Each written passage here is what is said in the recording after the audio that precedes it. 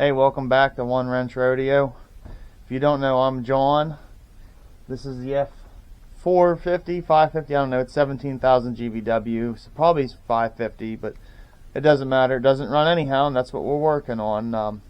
Before I tell you what we're doing here, I want to thank all the new subscribers, all the old subscribers. I can't believe we're at almost 200 already.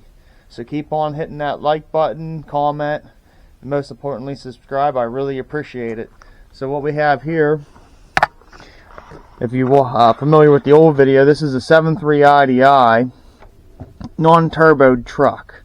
It's a 5-speed, 2-wheel drive, and I tried to get it to run. It refused. It would not run. So I have already went ahead and pulled all 8 nozzles out. When I was cranking this thing, there was no smoke coming out, but I had the injection lines cracked loose, and she was pumping fuel out. So that's telling me, like, the pump was doing it, but the injectors weren't. So I tore one of the injectors apart. When I did that, I had found the pennants were stuck inside, and someone had, I don't know how well you're going to be able to see this here, the copper washer that seals the tip of the injector down into the pre-chamber of the IDI, head, is too big. My guess is if you look up this carbon buildup on the edge here, that was putting excess heat on the nozzle, and then it stuck the pennant. Because when I tore the one apart, I had to yank it apart, and I got it freed up. But we got all 8 new injectors, nozzles, whatever you want to call them. I went ahead and just had a pump rebuilt. Figured if I'm going this far, they turned it up, max fuel, max RPM, hopefully. I think that's what they told me. So I'm going to get this rolled around to make sure I'm in time. Just be careful, I don't want to go through all this work and redo it. So, and if you are a fan of an IDI, you know what you're looking at. That's a factory turbocharger, plenum. So this thing will be turbocharged in the future once it runs, and I know it's not going to just chuck a rod out the bottom. I want to be the reason why it chucks a rod out the bottom, not just nature's taking its course on it. Alright, well, give me some minutes here, and I'm going to go ahead and get this rolled around, and we'll be back to pull the pump and swap the new. Also, he just had a birthday. He's 10 years old now. Say hello, Max. He refuses to get out of the truck, and now he's quivering because he thinks I'm going to make him get out of the truck, but I wouldn't do that to you. You're YouTube famous now, buddy. So here's the update on the F550 and the work that we accomplished today. So this truck is going to be a budget build. I bought this truck for 500 dog hairs.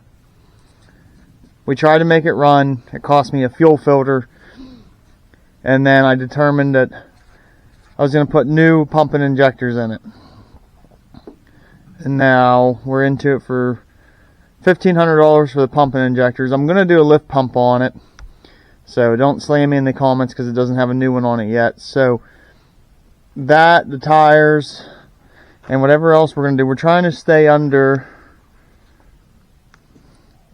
4,000 tops. I really don't want to spend much more than that. So here we go. I'll show you what we got done today. This thing needs a new hood. It's pretty crusty. I don't understand why the hood's trashed. The rest of the truck's in actually pretty good shape, but the hood's bad. But I have another hood off of an F-150 that will work. We're going to end up rattle bombing this thing black or doing something, because I really don't like a white truck. But either way, the injectors that I installed are new remans. They are ones for a turbocharged engine. As you can see, there's the intake for the turbocharger. It will be turbocharged eventually. We got the new pump in. I had to, they had some kind of weird accessory drive off the front of the crank, which I didn't need it. So I had to undo that, put short bolts back in to hold the actual pulley in that I need so I could turn this over with a ratchet. We got her set down in there on your little timing indicator. Ended up pulling the valve cover gasket on this, pulling the valve cover on this side to make sure the valves were, number one, both loose. Alright, so here we have one of the injectors or nozzles, whatever you want to call it. All the copper sealing gaskets were a bit too small, or were too big, and there's like a huge chunk of carbon buildup all around where the nozzle would actually go into the pre-injection cup. So we're going to tear this apart because I tore one apart already off camera, and I strongly believe this is why this truck wasn't running. I want to show you. I'm not going to tell you yet. Jeez, oh man, that one's tight.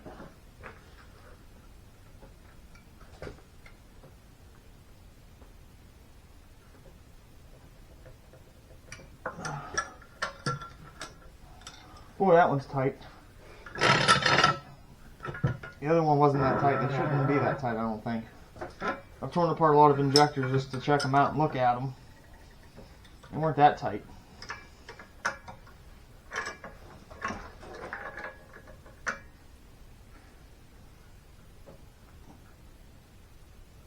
Oh, there it went. There she goes. Alright, so let's spin this off.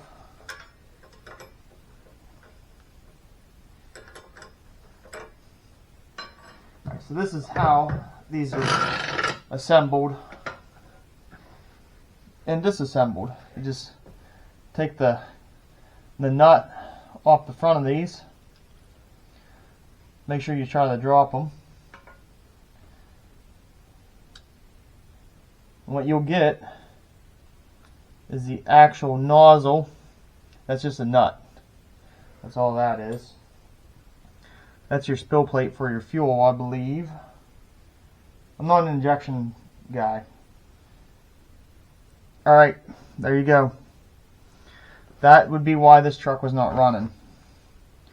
There's no way that that pennant can be that tight in the bore and actually be able to fire the injectors or fire the fuel in. The fact that that won't move, that tells me for a fact that they were stuck down and fuel could not pass through, because I was getting fuel. There it went. Now watch, you play with this for a second.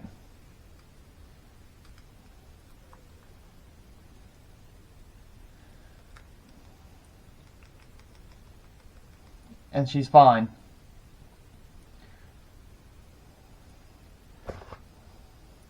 Because I cranked and cranked and cranked on this thing. I was getting fuel out of the injection lines from the pump. I just lost the fuel spring. It just went flying. I forgot about that. We're going to have to go find that. Either way, now that that's moving.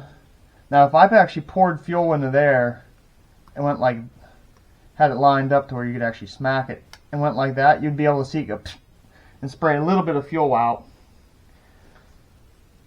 But that's why this truck wouldn't start. All the nozzles were plugged up.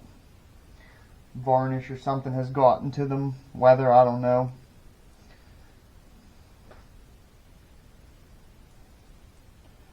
Alright, we're going to go on a scavenger hunt real quick here on the floor. Maybe find the fuel spring. I doubt we will. Because there's also shim plates in there that set how much cc's of fuel that this thing can actually push, and they're probably all over the shop floor now. That's what happens when you forget. Doesn't matter, I don't need these anyhow. There's no core on them. I'm sure I could find someone that would buy them 4 cores, but then again, I doubt it. So, but that's why. That's 2 out of 8 that I've torn apart, and clearly that would be why it would not start. So, hopefully here in another day or so, when I finish that truck, putting all the injection lines on, valve cover gaskets, she'll actually be able to start up. And then